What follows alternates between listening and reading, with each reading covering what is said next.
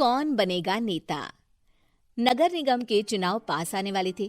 पूरे कानपुर शहर में टिकट को लेकर मारामारी शुरू थी, लेकिन सबसे ज्यादा चर्चा में वार्ड नंबर 40 की सीट थी।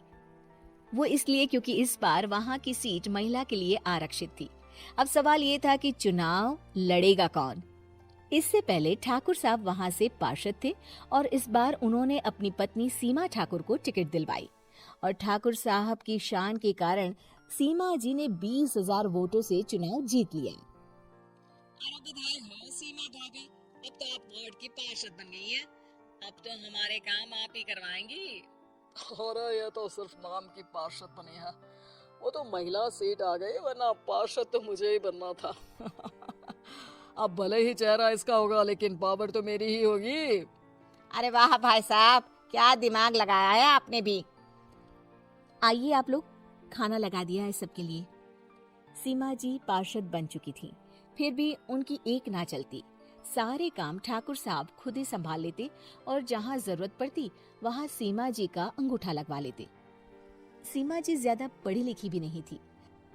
एक दिन ठाकुर साहब और सीमा एक प्रोग्राम में जाते हैं। अरे ठाकुर साहब, आप आ गए। ओहो, पार्षद मैडम भी आ गई हैं। स्वागत है आप दोनों का। लगता है हमारे पार्षद फंड का सही इस्तेमाल हो रहा है। चलिए अब उद्घाटन करते हैं। ये लीजिए ठाकुर साहब कैंची, आप ही सबसे पहले प्रवेश कीजिए। सब लोग आगे निकल जाते हैं और सीमा जी पार्षद होने के बावजूद भी पीछे खड़ी रह जाती हैं। वो देखती हैं कि वेलकम बोर्ड पर उनका नाम है, लेकिन महिला होने के कारण कोई उनका सम्मान नहीं कर रहा। अगले दिन एक आदमी उनके घर आता है। अरे ठाकुर साहब नमस्कार। कल ना हम नोटिस किए कि हमारा घर तो अवैध है और नगर निगम वाले उसे तोड़ने आ रहे हैं। अरे कुछ कीजिए ना ठाकुर साहब।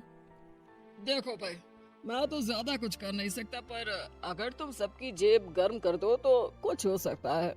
कुल मिलाकर 4 लाख लगेंगे। अरे 4 लाख ठाकुर साहब? अरे भाई, मैं अपने लिए नहीं मांग रहा हूँ। दरोगा है, इंजीनियर बाबू है, बड़े साहब है, सबको देना पड़ता है ना थोड़ा थोड़ा। बोलो है मंजूर? तभी वहाँ अचानक सीमा जी आ जाती हैं। अरे ये आप क्या कर रहे हैं? पहले इन्हीं लोगों से तो आपने वोट मांगे, अब इनसे ही पैसे ले रहे हो। अरे चुप रहो तुम, तुम्हारा काम है सिर्फ अंगूठा लगाना, तुम वही क्या करो।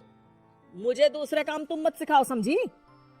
और तुम ना जाओ, अब पैसे लेकर आओ, वरना जेसीबी किसी भी वक्त आती होगी। सब कुछ ऐसे ही चलते रहता है। एक दिन सीमा जी और ठाकुर साहब को एक लोकल मीटिंग में बुलाया जाता है। वहाँ पर कई और अधिकारी लोग भी मौजूद रहते हैं। अब मैं चाहूंगा कि ठाकुर साहब हमारे बीच 2 शब्द कहें। मेरे प्यारे भाइयों और बहनों, आज मेरा सौभाग्य है कि मैं आप सबकी सेवा दिन रात कर पा रहा हूँ। आपने मेरी पत्नी को भारी मतों से जिताया है, इसलिए मैं आप सभी का शुक्रगुजार हूँ।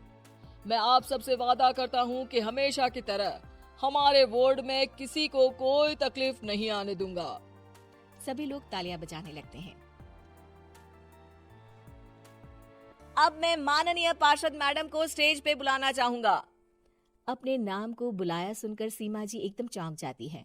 उन्हें बिल्कुल उम्मीद नहीं थी कि इतनी बड़ी जगह उन्हें मंच पर बुलाया जाएगा। जैसे तैसे वो मंच पर चढ़ती हैं। ऊपर जाते ही सीमा जी को सारी पुरानी बातें याद आ जाती हैं कि किस तरह उनके पति उन्हें कभी भी आगे बढ़ने नहीं देते और उनके नाम से गलत काम करते हैं। वो बोलने लगती हैं, मैं आपके वार्ड की पार्षद सीमा हूँ। आप में से बहुत कम लोग ही मुझे जानते होंगे, क्योंकि इससे पहले मुझे कभी ऐसा मौका ही नहीं मिला। सारे मौके मेरे पार्षद पति यानी आपके ठाकुर साहब ही लेते रहे, लेकिन आज ये मौका मुझे मिला है तो मैं इसे ऐसे ही नहीं जाने दूंगी।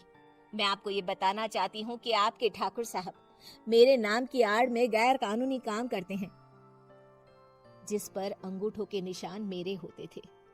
इसीलिए मैं अपनी गलती मानती हूँ और आज अपने पद से इस्तीफा देती हूँ, ताकि आगे से कोई गलत काम ना हो पाए। अब फैसला आप सबके हाथ में है कि आप हमें क्या सजा देना चाहते हैं। सीमा जी की बातें सुनकर ठाकुर साहब के चेहरे का रंग उड़ जाता है और वो शर्म से मुंह नीचा करके वहां से चले जाते हैं और पद से इस्तीफा देकर ही सही सीमा जी अपने आप में आत्मविश्वास महसूस करती हैं।